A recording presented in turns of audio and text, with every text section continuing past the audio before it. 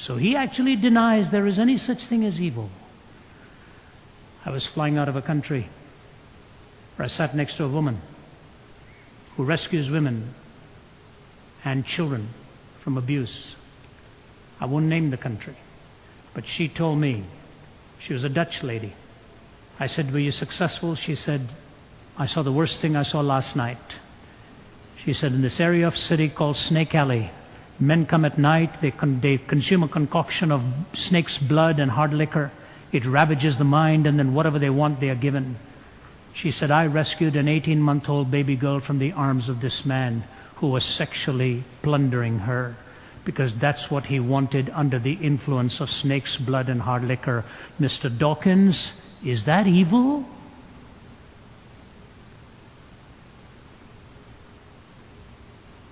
Can you imagine there walk human beings for whom that is pleasure?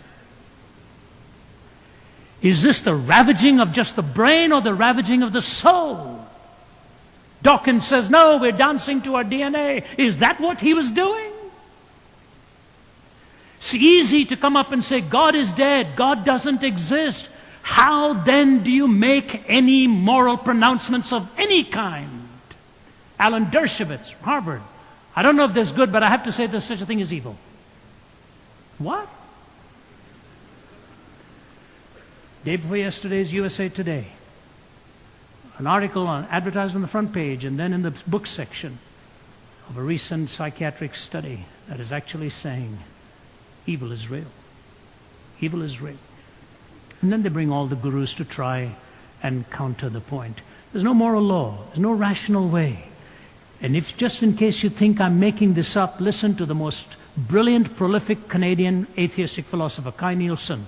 We have not been able to show that reason requires the moral point of view, or that really rational persons, listen to this qualifier, or that really rational persons, unhoodwinked by myth or ideology, need not be individual egoists or classical amoralists. Reason does not decide here. The picture I have painted for you is not a pleasant one. Reflection on this actually depresses me. Pure, practical reason, even with a good knowledge of the facts, will not lead you to morality. This is an atheist saying that. Rationally, you cannot get there. Listen to Bertrand Russell. He says this.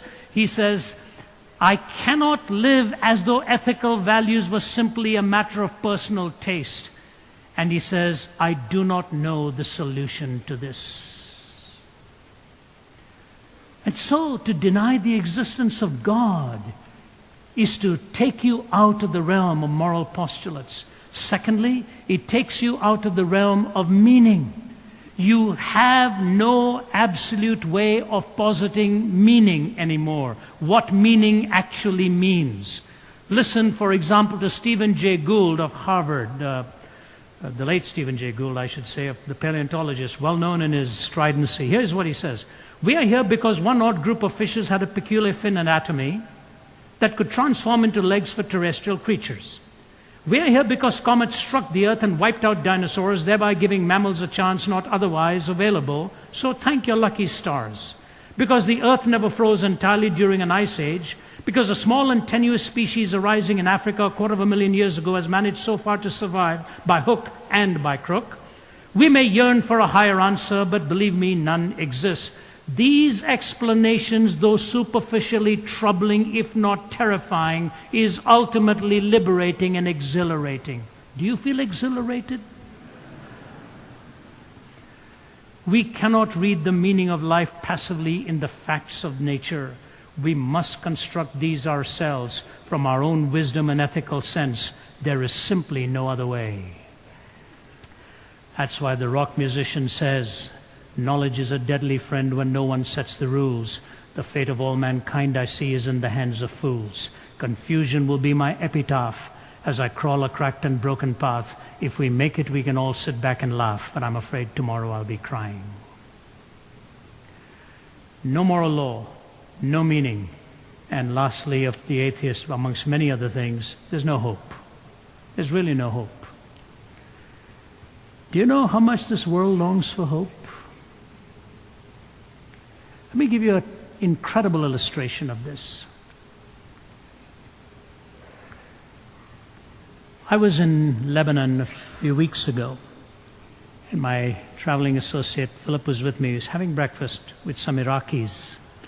And the pastor from Iraq was telling us that a few weeks before that, 3 weeks before we were conversing, he was driving along the streets of Baghdad. He's a young man with a young family. He said, suddenly a huge booming sound. My car actually was lifted off the road, and I looked around, and the buildings around me were collapsing. And I literally saw one man's limbs flying off his body as he fell onto the sidewalk there. He said, I had to stop. My head felt cold, and as I touched my face, blood was pouring out of my ears from the concussion. He said, I was in a state of shock and taken to the hospital. He said, Brother Ravi, we live with this every day. When I say goodbye to my children in the morning, I never even know I'm going to see them. And so Hassan was chatting. I leaned forward, I said, Hassan, is it good or bad what's happened in Iraq? What we did? I said, I want to hear from your mouth. Tell me.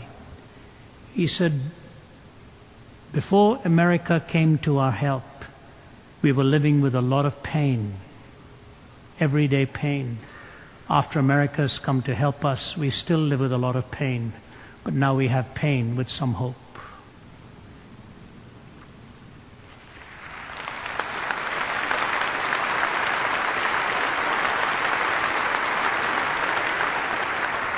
You don't have to agree with him. I don't have to agree with him. I'm not saying that. I'm not making a political statement here. I'm just telling you this.